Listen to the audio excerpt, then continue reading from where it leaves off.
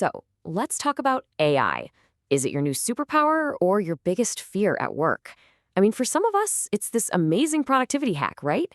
But for others, it's this cloud of worry hanging over their career.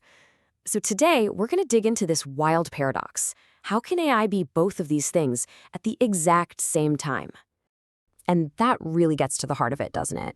The question we're all kind of wrestling with is this. Is this incredible tool training you for what's next, or is it really just training itself to replace you? Well, to get some actual answers, the research firm Anthropic went out and surveyed a massive number of people. We're talking 81,000 users of their AI, Claude. And they asked them pretty much everything, the good, the bad, what they were hoping for. So what did this mountain of data actually tell us? Well, what they found is this kind of split personality. On one hand, you've got people feeling totally supercharged, more productive than ever before. But right alongside that excitement, a really deep-seated anxiety. So let's get into that tension. All right, Section 1, decoding the anxiety. Let's start by looking at who's worried and what's actually driving that fear. Okay, take a look at this quote from a software engineer. It's really powerful because it shows this isn't some far-off abstract idea. Nope, this is a real 24/7 anxiety. And you got to pay attention to the job title here. This isn't just a fear for, say, writers or artists. It's hitting people in super technical fields just as hard. So to try and measure this stuff systematically, the researchers came up with a term. They call it observed exposure. It's actually a pretty simple but really powerful idea. Basically, they just looked at what percentage of tasks in a job people are already using Claude for. You can think of it like a job's AI footprint. And the finding? It was crystal clear. The more observed exposure a job had, so the bigger that AI footprint we just talked about, the higher the anxiety. I mean, it makes sense, right? When you start seeing the core parts of your job being done by an AI, you're naturally going to start worrying if you're next. But here's the thing. That anxiety, it's not spread out evenly at all. The data shows a pretty big generation gap. Turns out early career folks are way more worried about being displaced than their senior colleagues.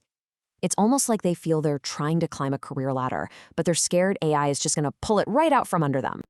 Okay, on to Section 2, the productivity winners. Because fear is only half of the story here. While that anxiety is definitely real, so are the incredible gains. So let's look at who's winning big. Okay, now this is where it gets really interesting. The biggest productivity boosts didn't just go to the people at the top. The data actually shows this surprising U-shape. You see huge gains for workers in the highest paid jobs, but also for those in the lowest paid roles. It seems like AI is amazing at both automating the simple stuff and supercharging high-level strategic work, but it has a little less impact for now on the jobs kind of stuck in the middle. And this really breaks down the two main ways people are seeing that productivity boost. So on one side, you've got what they call scope.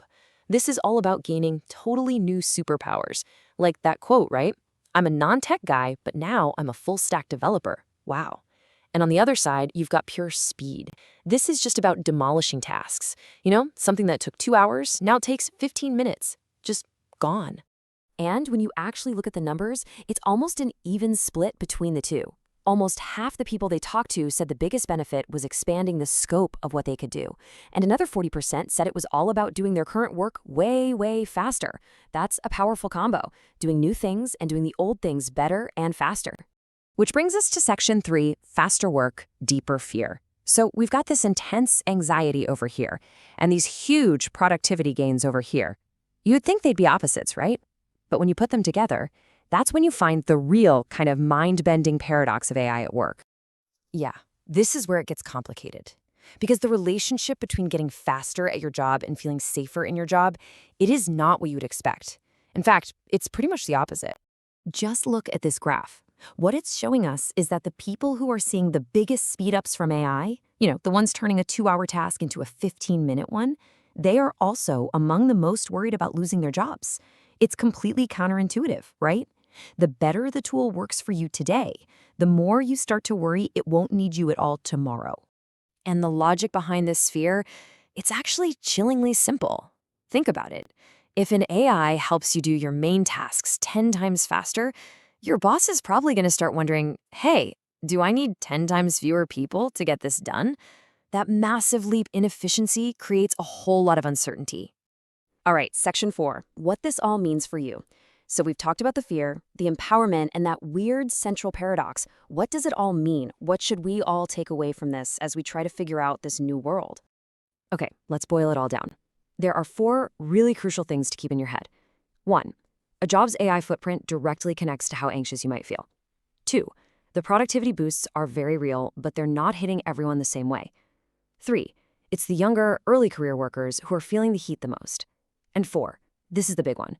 Becoming super efficient with AI doesn't always make you feel safer. In fact, it can do the exact opposite. So where does that leave us? Well, it leaves us with one final and really critical question.